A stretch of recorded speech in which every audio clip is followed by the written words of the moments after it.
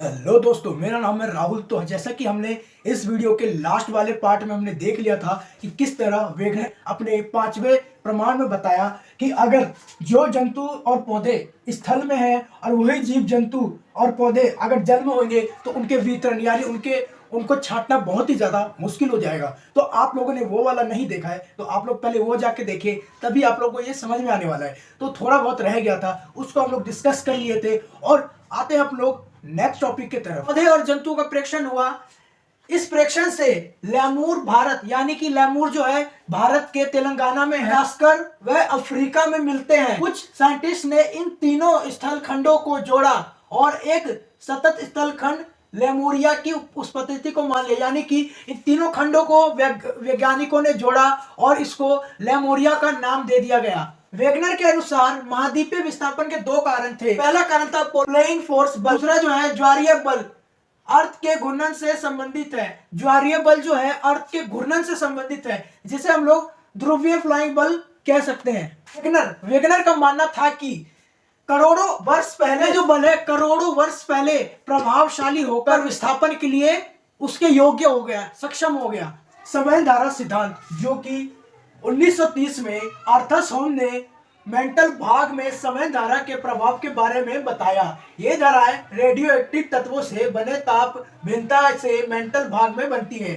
यानी कि जो आर्थर होम ने बताया मेंटल भाग, यानी कि मेंटल भाग दूसरा, मेंटल दूसरा वाला मत समझ लेना। मेंटल जो होता है पृथ्वी के नीचे की सतह होती है, यानी कि मैं आप लोगों को डायग्राम बना के मैं समझाने की कोशिश करता हूँ।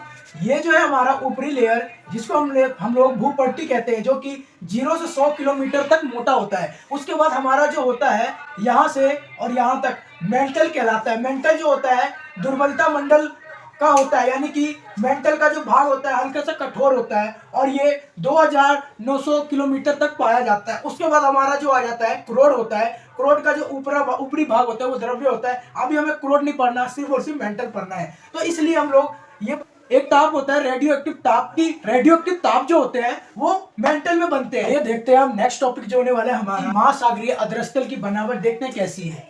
गहराई व उच्चावच के प्रकार के आधार पर महासागरीय तल को 3 भागों में बांटा गया है। इसकी गहराई और उच्चावच कितनी है उसके आधार पर महासागरीय तट को 3 भागों में बांटा गया है। उस वजह से सबसे पहला भाग हमारा हो जाता है महाद्वीपीय सीमा, जो कि यह महाद्वीपीय सीमा और गहरे समुद्र बेसिन के बीच का हिस्सा है।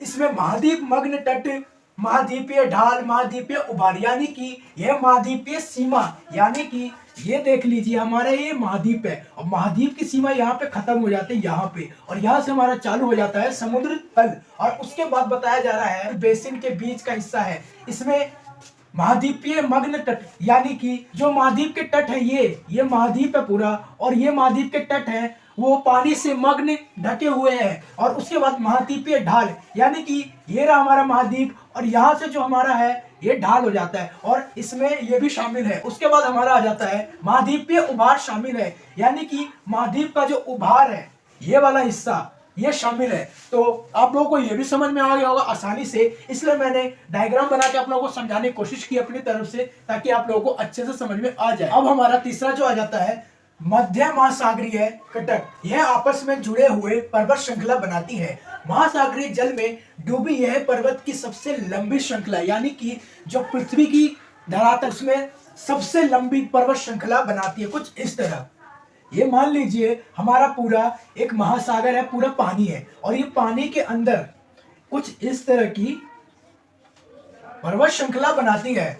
इन कटकों के मध्यवर्ती शिखर पर एक रिफ्ट, एक प्रभाजक पठार और इसकी लंबाई के साथ साथ पार्श्व मंडल इसकी विशेषता है। यानी कि बताया जा रहा है ये जो कटक है इन कटक के मध्य यानी बीच में जो एक रिफ्ट का मतलब होता है कोई दरार, जो ये जो पर्वत है इनके बीच में एक दरार है और ये एक प्रभाजक का काम करती है, यानी इनको अलग करने का काम करती है। और उसके बाद जो है पठार का रूप ले लेती है। इसकी लंबाई के साथ साथ पार्श्व मंडल इसकी विशेषता भी है। दोस्तों हम नेक्स्ट टॉपिक पढ़ने वाले हैं प्लेग विवर्तनिक, जो कि नेक्स्ट वीडियो में देखेंगे। इसके अगले पार्ट को सब्सक्राइब जरूर करना और वीडियो को लाइक जरूर करना। बहुत ही ज्यादा मेहनत लगती है, क्योंकि मैं छोटी वीडियो इसलिए बना रहा हूँ क्योंकि स्टोरेज की बहुत ही ज्यादा मेरे पास प्रॉब्लम है। तो सपोर्ट मेरे को जरूर करना एंड मिलेंगे जल्दी एक नेक्स्ट वीडियो में। इसका पार्ट जल्दी आने वाला है, तो चैनल को सब्सक्राइब जरूर करना। तब तक के लिए बाय।